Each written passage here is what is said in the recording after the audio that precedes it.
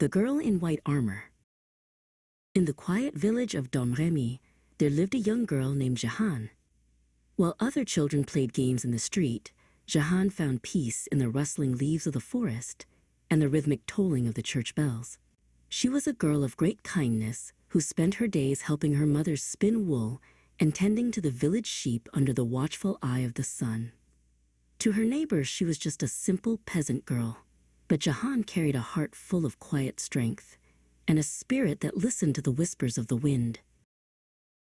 One summer noon, while the light danced through the trees, Jehanne heard a voice that did not come from the wind.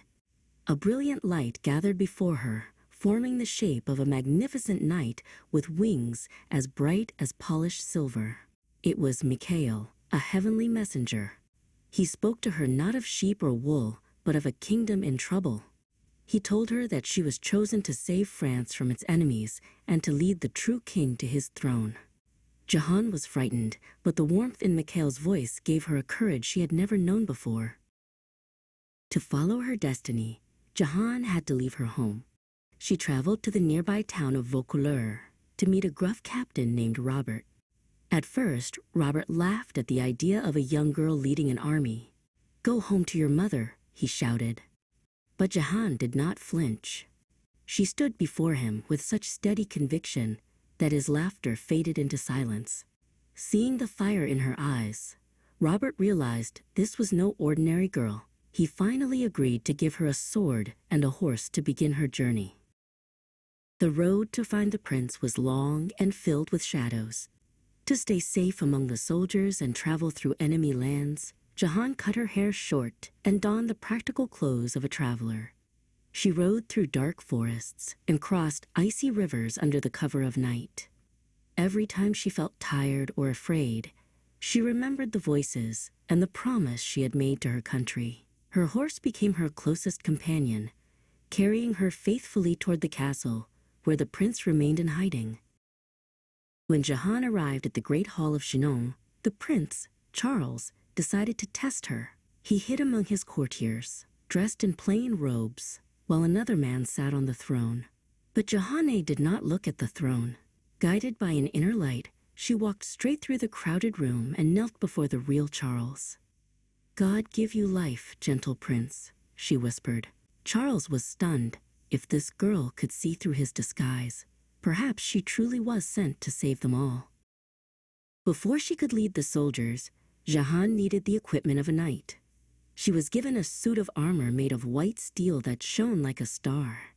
Instead of a standard weapon, she sent for an ancient sword hidden behind the altar of a distant church, just as her voices had described. Most importantly, she carried a white banner embroidered with lilies. "I would rather carry my banner than a sword," she said, for her goal was not to hurt, but to lead her people home. The city of Orléans was surrounded by enemies and losing hope.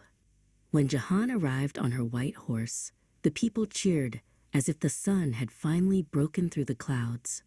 She led the charge toward the enemy forts, her white banner waving high above the smoke of battle. Even when she was wounded by an arrow, Jehanne refused to quit. She pulled the arrow out herself and returned to the field, inspiring her soldiers to fight with the strength of 10 men. By sunset, the enemy had fled. With the path finally cleared, Jehanne led Charles to the ancient cathedral in the city of Reims. It was there, amidst the glow of 1,000 candles and the sound of soaring hymns, that Charles was finally crowned king. Jehanne stood by his side, her banner held close to the altar. She had done what everyone said was impossible. The simple girl from Domremy had restored a kingdom, proving that faith and courage were more powerful than any wall or weapon. But the shadows returned. During a skirmish at Compiègne, Jehanne was captured and sold to her enemies. They locked her in a tall, gray tower and put her on trial, hoping to break her spirit. For months, wise men and scholars asked her difficult questions, trying to trap her in her words.